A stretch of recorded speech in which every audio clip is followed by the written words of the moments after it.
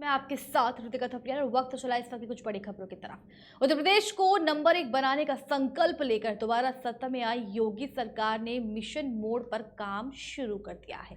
सरकार अगले 100 दिन का रोड मैप बना रही है। इसके लिए तय किया है कि विभिन्न विभाग और उनकी योजनाओं को कुल 10 सेक्टरों में बांटकर काम किया जाएगा।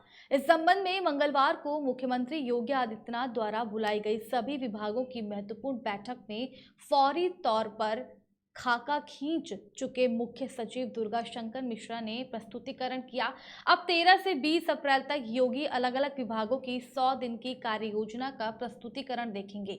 यूपी सरकार की 2.0 के शपथ ग्रहण के तुरंत बाद ही मुख्यमंत्री योगी आदित्यनाथ ने सभी मंत्रियों और वरिष्ठ अधिकारियों को निर्देश दे दिया था कि सरकार 100 दिन 6 माह और प्रतिवर्ष के लक्ष्य तय कर 5 वर्ष काम करेगी। इसके लिए 100 दिन की कार्य योजना सभी विभाग बना लें। कई दिन से मंत्री और अफसर इसकी तैयारी में जुट चुके हैं। तैयारियों का जायजा लेकर दिशा निर्देश देने के लिए सीएम योगी आदित्यनाथ ने मंगलवार को लोक भवन स्थित अपने कार्यालय सभागार में सभी विभागों की समीक्षा बैठक आयोजित की। मंत्रियों सहित अधिकारी अब तक अपने स्तर से की गई तैयारियों का ब्यौरा लेकर पहुंचे। मुख्य सचिव ने 100 दिन के लिए समग्र कार्य योजना का खाका बैठक में प्रस्तुत किया। उसे देखने के बाद सीएम योगी ने निर्देश दिया कि विकास के दृष्टिकोण से 10 सेक्टर बना लिए जाएं, विभिन्न विभागों की योजना को शामिल किया जाए, उन पर आपसी समन्वय के साथ विभाग कैसे काम कर सकते हैं इसकी कार्य योजना बनाएं। वर्तमान में जो भी अच्छी योजनाएं चल रही हैं उनका उल्लेख करते हुए उन्हें और गति दी जाए। छूटा पशुओं से किसानों की मुश्किलों को देखते हुए योगी आदित्यनाथ सरकार इसके स्थायी समाधान के लिए गौ अभयारण्य योजना शुरू करने की तैयारी कर रही है।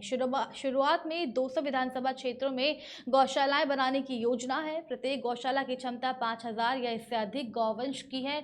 ये बड़ी गौशालाएं सरकारी खाली जमीन, बंजर जमीन व चारागाह पर विकसित की जाएगी। अगर ऐसी भूमि पर अवैध कब्जे हैं तो उन्हें हटाया जाएगा। पशुधन, दुग्ध विकास व अल्पसंख्यक कल्याण मंत्री धर्मपाल सिंह ने अमर उजाला से खास बातचीत में कहा कि छुट्टा पशु किसानों के लिए मुश्किलें पैदा कर रहे हैं। इस समस्या के स्थायी समाधान की कार्य योजना तैयार कर ली गई है। इस पर तेजी से अमल किया जाएगा। उन्होंने बताया कि आंवला में मॉडल गौशाला विकसित की जाएगी। जिले की सभी न्याय पंचायतों में ऐसी गौशालाएं विकसित की जाएगी। मंत्री ने बताया कि गौशाला में प्राकृतिक वातावरण होगा। मनरेगा, पंचायती राज, वन व पेयजल विभाग के सहयोग से यहाँ चारा, पानी, चहारदीवारी, शेड, पशुओं के इलाज व मानव संसाधन सहित सभी तरह की आवश्यक सुविधाएं उपलब्ध होंगी। सभी तरह के गौवंश साथ साथ रखे जाएंगे। गायों के दुग्ध व दुग्ध सह उत्पाद से गौशाला की आय बढ़ेगी। दूध से लेकर गोबर व गौमूत्र तक का उपयोग किया जाएगा।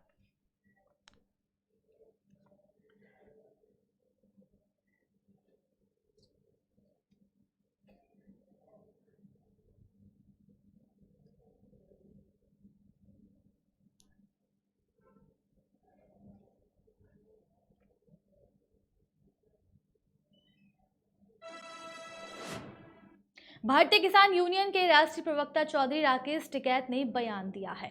उन्होंने कहा कि किसान आंदोलन के लिए तैयार रहें। सरकार ने एमएसपी पर गारंटी कानून समेत अन्य मुद्दों पर किया वादा तोड़ दिया है। देश भर के किसानों को एकजुट कर आंदोलन किया जाएगा। मुजफ्फरनगर में महावीर चौक स्थित कार्यालय पर कार्यकर्ताओं की बैठक में पहुंचे चौधरी राकेश टिकैत ने कहा कि केंद्र सरकार ने किसान आंदोलन को खत्म कराने के दौरान कुछ वादे किए थे। चुनाव के बाद सरकार सब कुछ भूल गई है, लेकिन किसान नहीं भूले हैं। किसान फिर एकजुट होकर आंदोलन करेंगे। बिजली, सिंचाई और फसलों के वाजिब दाम भी नहीं मिल रहे हैं। किसान आंदोलन से पीछे हटने वाले नहीं हैं।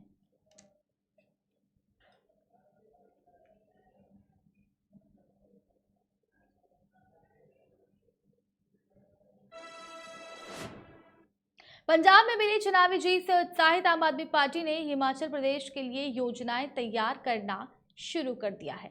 पार्टी ने अपना ध्यान चुनावी राज्य में लगा दिया है। इस बीच आम आदमी पार्टी ने अपने चुनाव प्रचार के लिए मौजूदा मुख्यमंत्री जयराम ठाकुर के गृह क्षेत्र मंडी को चुना है, जहां पार्टी के राष्ट्रीय संयोजक और दिल्ली के सीएम अरविंद केजरीवाल और पंजाब के सीएम भगवंत मान आज रोड शो करेंगे।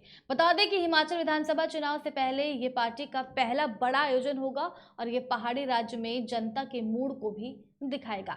हिमाचल में इस साल के अंत में गुजरात के साथ चुनाव होने हैं। वहीं आम आदमी पार्टी ने शिमला नगर निगम चुनाव लड़ने की भी घोषणा की है, जिसके लिए कार्यक्रम बहुत जल्द होने की उम्मीद है। जानकारी के मुताबिक पिछले महीने पार्टी ने संगठन का विस्तार करने और हिमाचल में चुनावी रणनीति तैयार करने के लिए 8 सदस्यीय टीम नियुक्त की थी। दिल्ली के स्वास्थ्य मंत्री सत्येंद्र जैन को चुनाव प्रभारी बनाया गया। आम आदमी पार्टी की पंजाब में हुई जीत के बाद से वे कई बार राज्य का दौरा कर चुके हैं। वहीं दुर्गेश पाठक को प्रदेश प्रभारी, रत्नेश गुप्ता को डिप्टी सीएम बनाया गया है।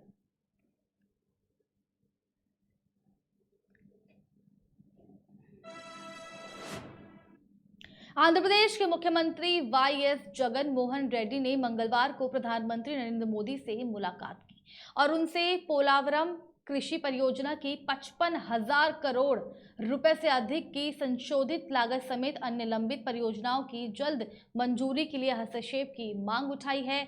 आधिकारिक सूत्रों ने कहा कि लगभग 1 घंटा चली बैठक के दौरान मुख्यमंत्री ने प्रधानमंत्री के समक्ष आंध्र प्रदेश पुनर्गठन अधिनियम 2014 के कई लंबित प्रावधानों का भी उल्लेख किया, जो कि अब तक लागू नहीं हो सके हैं। इस दौरान रेड्डी ने केंद्र सरकार से पोलावरम राष्ट्रीय कृषि परियोजना की संशोधित लागत को जल्द मंजूरी दिए जाने का भी आग्रह किया है। सूत्रों के मुताबिक राज्य के विभिन्न मुद्दों को उठाने के साथ ही मुख्यमंत्री ने बंटवारे के बाद से आंध्र प्रदेश और तेलंगाना के बीच बिजली बकाया के भुगतान संबंधी विवादों को सुलझाने के लिए प्रधानमंत्री से हस्तक्षेप करने का आग्रह किया। रेड्डी के इस साल ये मोदी से दूसरी मुलाकात रही। रेड्डी राज्य के मुद्दों पर चर्चा के लिए वित्त मंत्री निर्मला सीतारमण और केंद्रीय गृह मंत्री अमित शाह से भी मुलाकात कर सकते हैं। इसके साथ ही मुख्यमंत्री वाईएस जगन मोहन रेड्डी ने प्रधानमंत्री से आंध्र प्रदेश खनिज विकास निगम को 16 स्थानों पर समुद्र तट पर रेत खनिज आवंटित करने की स्वीकृति देने का आग्रह किया। उन्होंने प्रधानमंत्री मोदी से 12 राज्य में अन्य 12 मेडिकल कॉलेजों की स्थापना के लिए मंजूरी देने का भी आग्रह किया।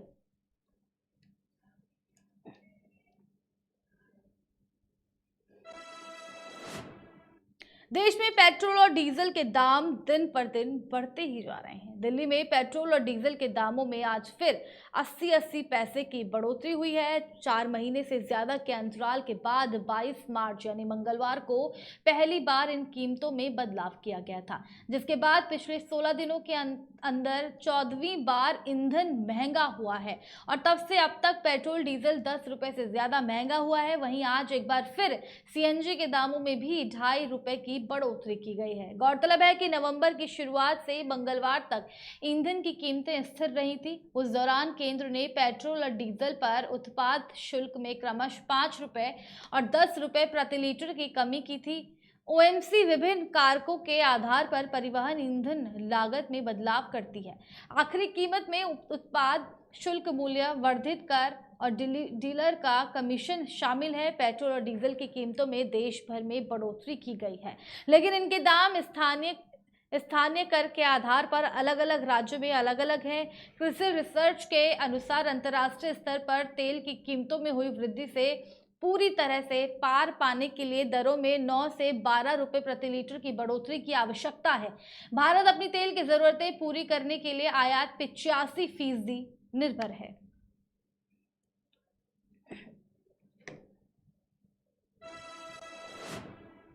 खास खबरों में केवल इतना ही। बने रहिए हमारे साथ, देखते रहिए केकेडी न्यूज।